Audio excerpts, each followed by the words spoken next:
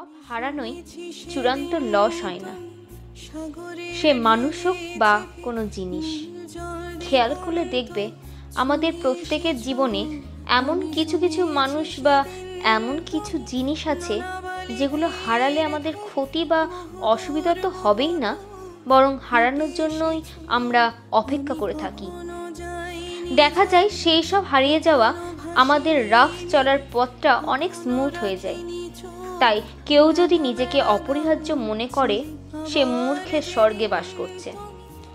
জীবনে কোনো মানুষ বা কোনো বস্তুই অপরিহার্য নয়। একটা হারালে অন্য বিকল্প অবশ্যই অপেক্ষায় থাকে। যা কিছু তোমার জন্য ক্ষতিকর তা ইমিডিয়েট সরিয়ে ফেলা প্রয়োজন।